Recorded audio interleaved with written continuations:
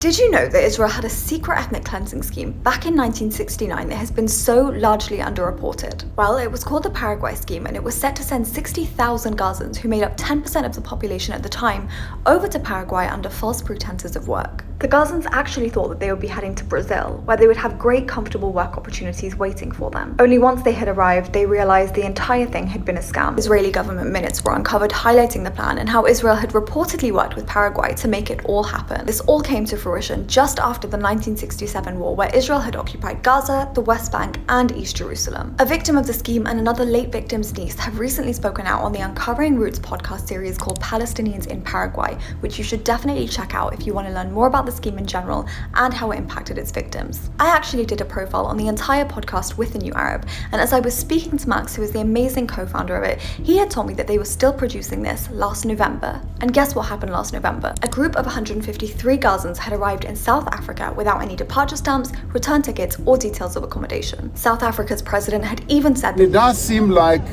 they were being flushed out. And an AP investigation just recently found out that the flights were organized by an Israeli company called Ad Can, who actually kept a distance from the flights by organizing them through another company called El Majd Europe. So it looks like the Paraguay scheme wasn't just a one-off. For my profile of Uncovering Roots, I spoke to Max about the importance of telling these stories, because for many people who continue to see Israeli bombardment and violations of international law, it can feel like screaming into the abyss. Here's a couple of quotes from Max that I'll leave you with. I do think art has its place in resistance, and I think learning is resistance. Maybe listening to a few stories will get them to email their MP or protest, very simple things that can maybe cluster into something bigger. And on the importance of education and collective liberation, he says, everyone needs to learn about our region. I talk about it a lot.